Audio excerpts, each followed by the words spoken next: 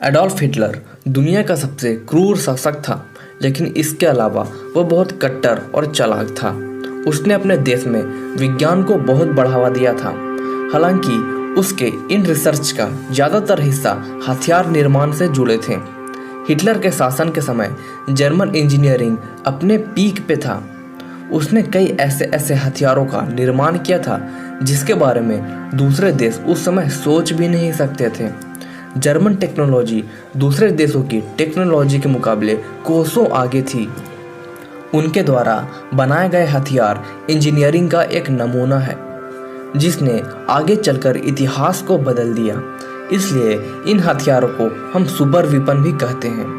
तो आज की इस वीडियो में हम जानेंगे हिटलर के द्वारा बनाए गए कुछ कमाल के सुपर वेपन्स। और ये हथियार इतने भयंकर थे कि इनका मुकाबला विश्व युद्ध 2 के दौरान कोई और देश कर ही नहीं सकता था।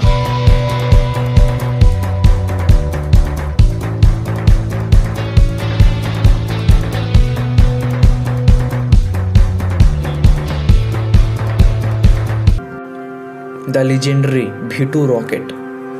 V2 दुनिया का पहला बैलिस्टिक मिसाइल था।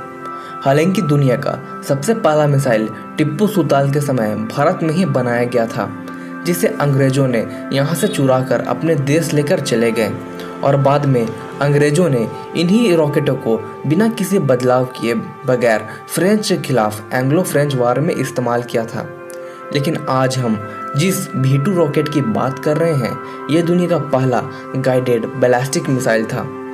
बैलिस्टिक मिसाइल्स उन मिसाइल्स को कहते हैं जिनकी टारगेट पहले से गाइडेड होती है और ये काफ़ी हाई एल्टीट्यूड पे ट्रैवल करती है। ये मिसाइल्स अपने टारगेट को हिट करने के लिए पैराबोलिक ट्रांजेक्टरी का इस्तेमाल करती है। वर्ल्ड वार 2 के दौरान V2 रॉकेट्स के अटैक में जीवित बचे एक शख्स कहता है कि पूरे इंग्लैंड और अलाइड फोर्स के बीच इस रॉकेट का भयंकर खौफ था। उस समय ये महज 5 मिनट में अपने टारगेट को भेद देता था। V2 रॉकेट ने पूरे इंग्लैंड में भयंकर तबाही मचाई थी।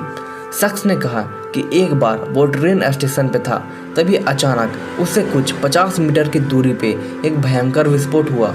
विस्फोट की तीव्रता को देखकर ही लोग समझ गए कि ये जर्मन V2 रॉकेट है।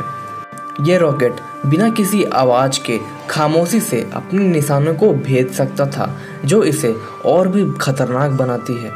V2 रॉकेट 14 मीटर ऊंचा था, जो अपने साथ 900 किलोग्राम से भी अधिक ज़्यादा वजन के विस्फोटक लेके जा सकता था। इन रॉकेट्स को ज़मीन से मोबाइल यूनिट की मदद से लॉन्च किया जाता था। रसिया, अमेरिका, फ्रांस, ब्रिटेन के अलाइड पावर के पास V2 रॉकेट के जवाब में ऐसा कुछ नहीं था। 1300 से भी ज़्यादा V2 रॉकेट्स को इंग्लैंड और अलाइड फोर्स पे फायर किया गया था। इन हमलों में कई हजार लोगों की जान गई थी। अकेले ब्रिटेन में ही 3000 से ज़्यादा लोग मारे गए। हालांकि अभी तक कोई फिक्स्ड आंकड़ा नहीं है कि V2 रॉकेट के अटैक में कुल कितने लोग मारे गए थे। V2 रॉकेट को डेवलप करना एक बहुत बड़ी चुनौती थी। खुद इस रॉकेट को बनाने के दौरान ही कई वर्कर्स और वैज्ञानिक मारे गए थे, जिस कारण से इसे डेवलप करने में जर्मन नाजी को भी जान माल का काफ़ी नुकसान उठाना पड़ा था।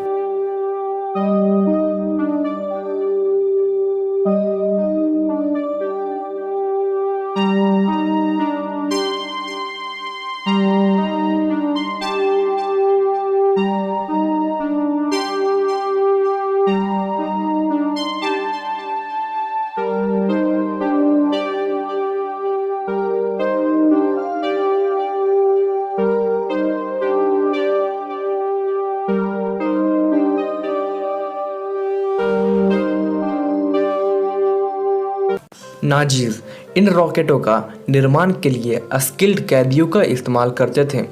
ये ऐसे वर्कर्स थे जो कंसंट्रेशन कैंप में कैद थे, लेकिन उन्हें विज्ञान और मशीनों के बारे में थोड़ी जानकारी थी। जर्मन्स ने इन रॉकेट को बेहद सीक्रेटली पेनामेडी नामक एक छोटे से शहर में डेवलप किया था। इस रॉकेट को जर्मन वैज्ञानिक वर्नर वॉन ब्रान ने डिजाइन और डेवलप किया था, जिन्हें जर्मनी में स्पेस एज का हीरो माना गया है। इसके डेवलप होने के कुछ महीने के भीतर ही अलाइड फोर्स को रियलाइज हो गया कि उनके पास ऐसा कोई टेक्नोलॉजी नहीं है जो इनका सामना कर सके। अलाइड फोर्सेस ने कई बार क्रैश्ड V2 रॉकेट पे रिसर्च करके इसे री इंजीनियर करना चाहा, लेकिन अलाइड इसमें कभी कामयाब नहीं हो सकी।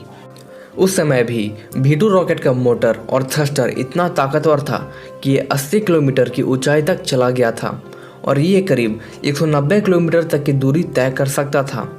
इसमें ईंधन के रूप में लिक्विड इथेनॉल और ऑक्सीजन का इस्तेमाल किया गया था, जिस कारण से यह दुनिया का पहला स्पेस रॉकेट बना।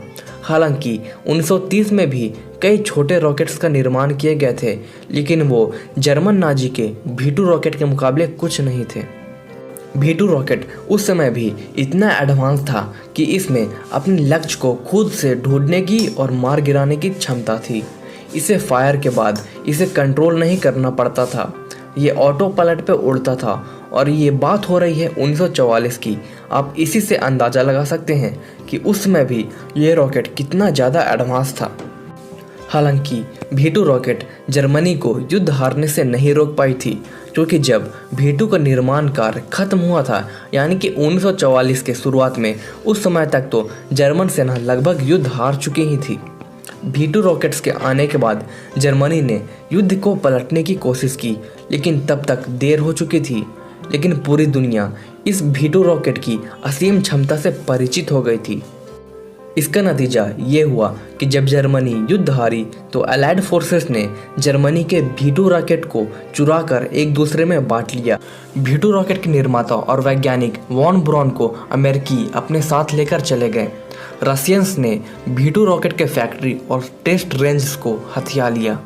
अमेरिका ने जर्मन वैज्ञानिक की मदद से इन रॉकेट्स को टेस्ट करना शुरू कर दिया।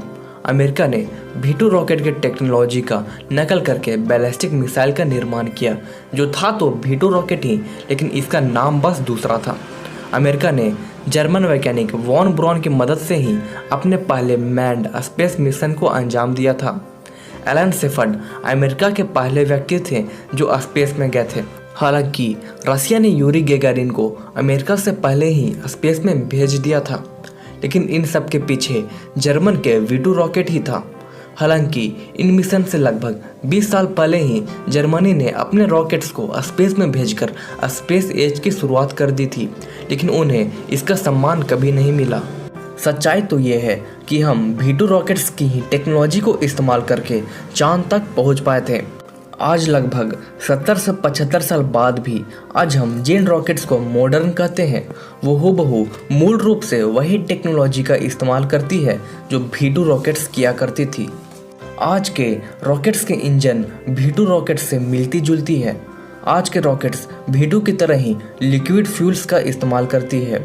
V2 रॉकेट में जायरोस्कोपिक गाइडेंस की टेक्नोलॉजी थी, जो आज भी हमारे आधुनिक रॉकेट्स में इस्तेमाल होती है। अगर नाजी जर्मनी या हिटलर्स ने इन रॉकेट्स और अपने इंजीनियरिंग स्किल्स का सही इस्तेमाल किया होता, तो आज हम स्पेस की गहराइयों और इसके रहस्यों को जान चुके होते। लेकिन नाजियों ने अपने इंजीनियरिंग स्किल्स और मशीनों का इस्तेमाल तबाही के लिए किया, जो सही नहीं था।